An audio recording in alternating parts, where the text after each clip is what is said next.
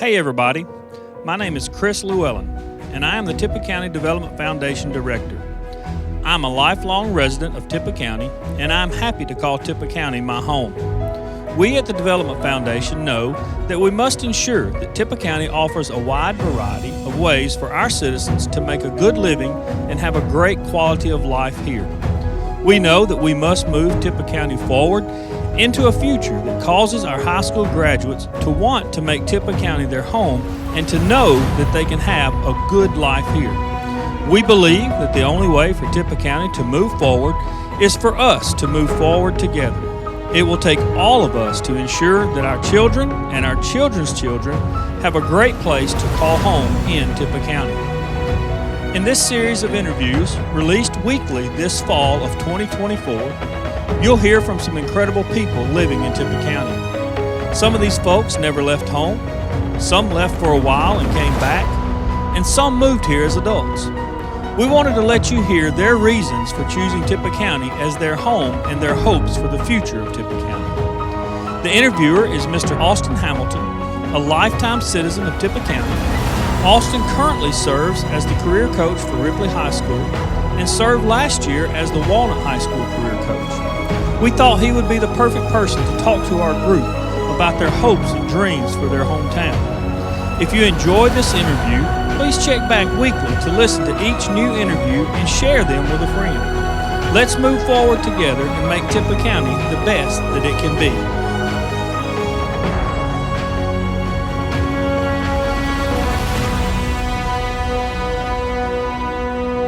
Okay, hey, we're here with Cade Wilder.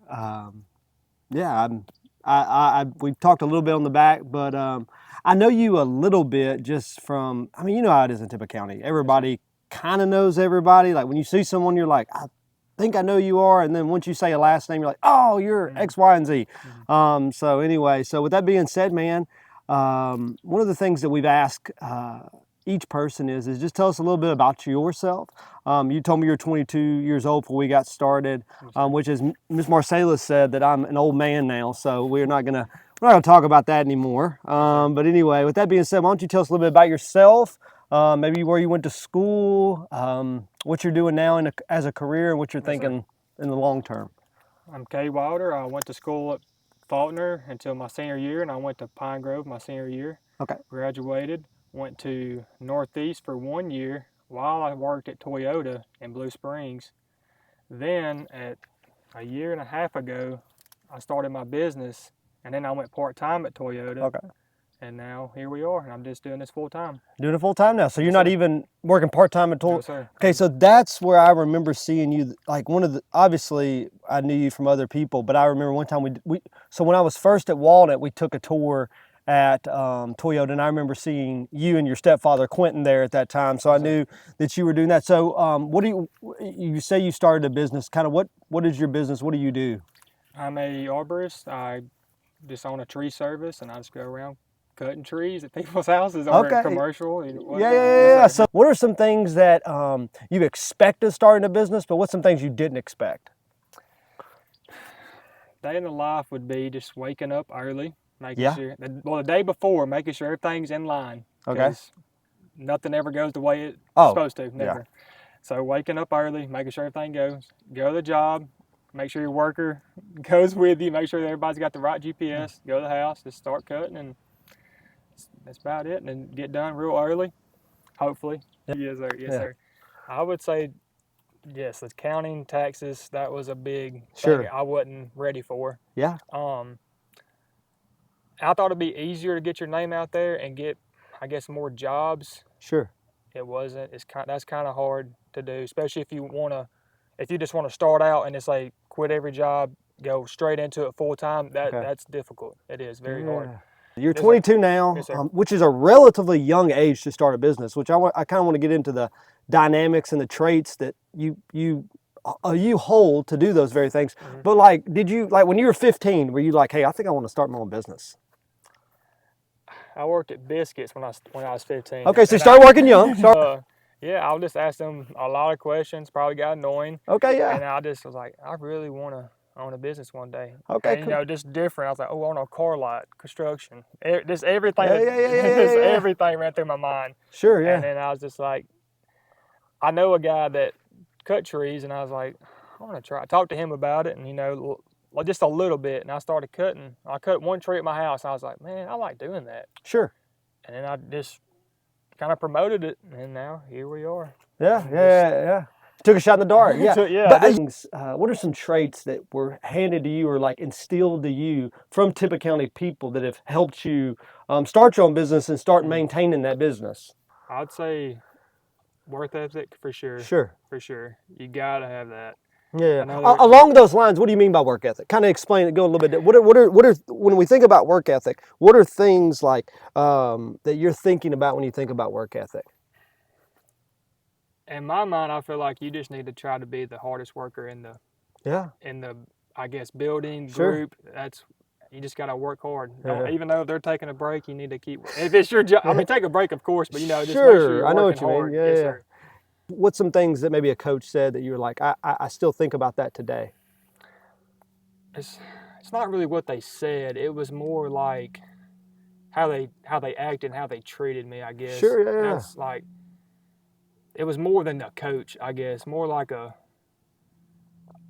father figure, I guess you could say. Sure, yeah. That's cool, man. And so it was like, I need to try hard. I need to be the best I can be for them because, I mean, they're putting all their faith into me, so why not put it back into them? Yeah, you kind of felt responsible, or you even felt accountable to them because they poured so much into you to honor them by working hard. What are things that you enjoy about Tippah County? A couple of things would be, when I go to a job, people treat me like I'm kin to them. They just treat me like family. Yeah.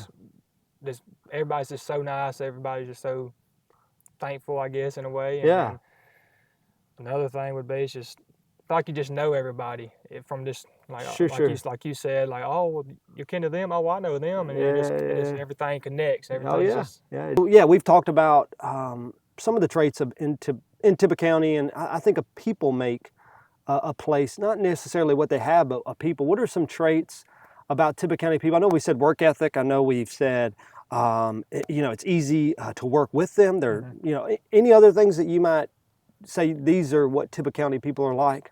I feel a lot of them will have your back in a tough situation. Yeah, really do. I do too, man. Stop on the side of the road to help you. I mean, very friendly if you need something. Usually it's just one call away. And that might not even be your best friend. Could just be a friend that you somewhat know. They're probably willing to come help you. Yeah, and that's really interesting you say that, because I was talking to a guy the other day, and we were talking, and he owns a business, and something went wrong in the business he has, and he told me he called up another guy, a competitor, and they stopped what they were doing and went and helped his business fix what was wrong. And I was like, aren't y'all competitors? He was like, well, man, if you say it like that, sure, I guess. He was like, but man, we're friends. There's enough pie for everyone. We want everyone to succeed. Yes, there is. There's some things like you would like to see different in Tippah County in the next 20, 25 years.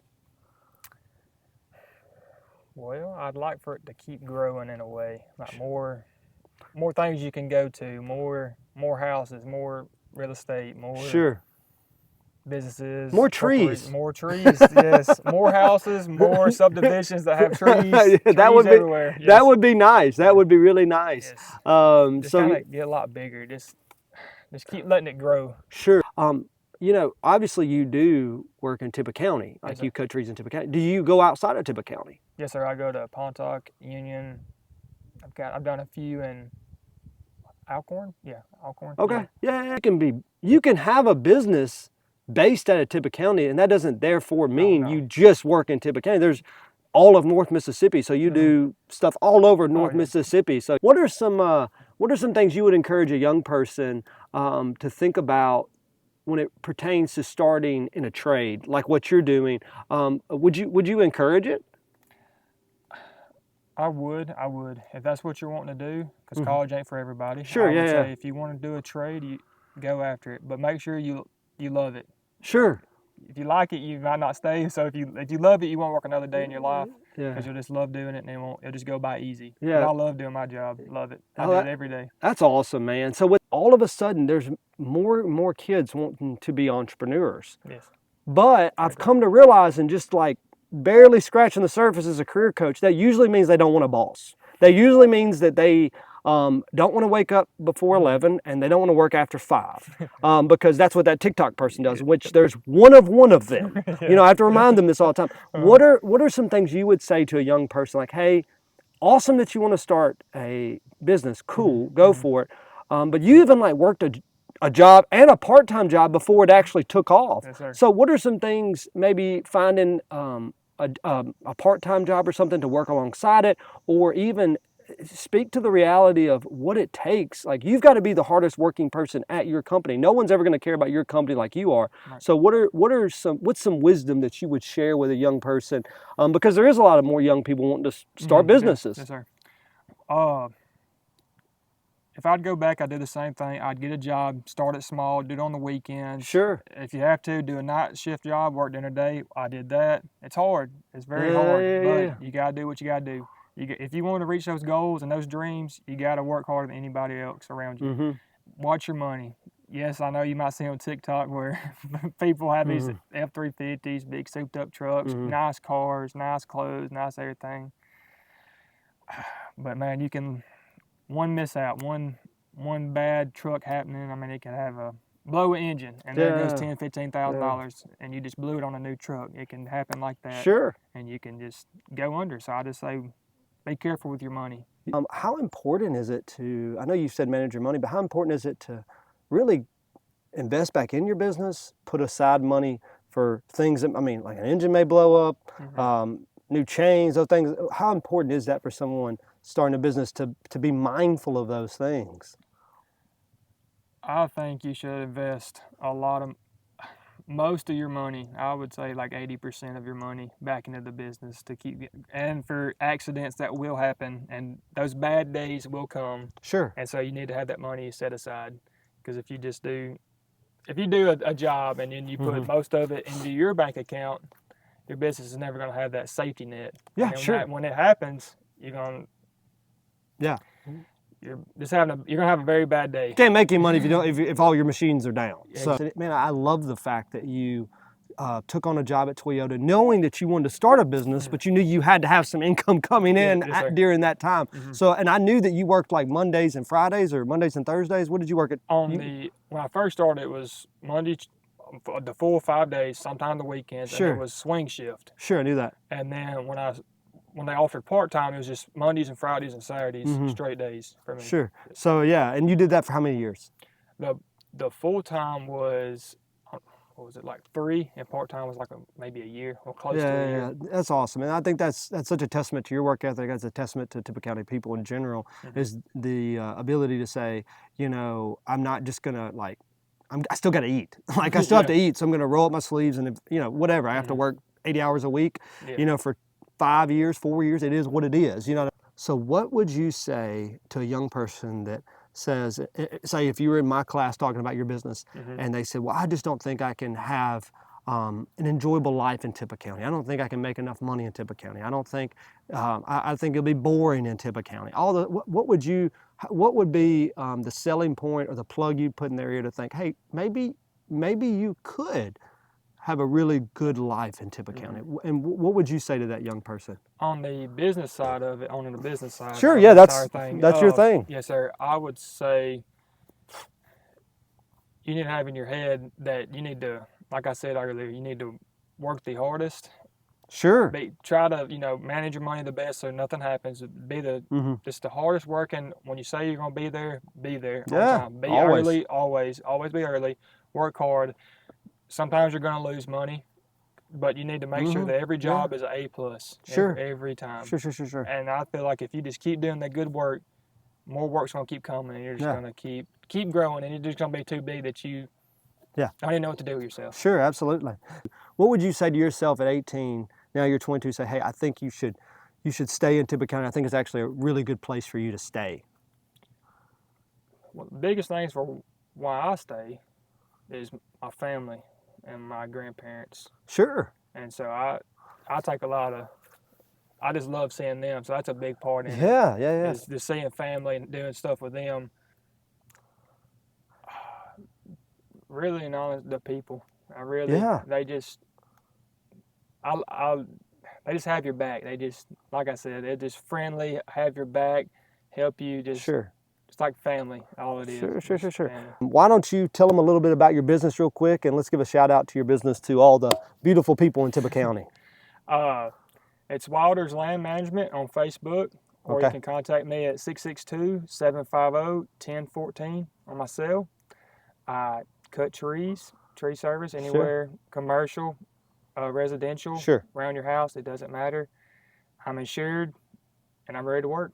Awesome. Now, hey, well, before we close, do you give free estimates? Yes, sir, I do. So you can call Mr. Wilder up. He can come out, see all what you need, and can give you a quote. I'm assuming a free quote.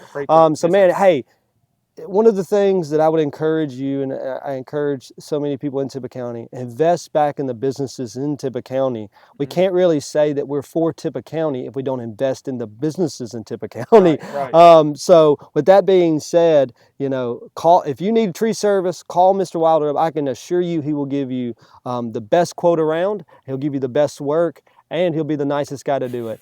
So hey, thank y'all so much. Man, it's always good to talk to another Tippah County. I love you, man. Appreciate it, man.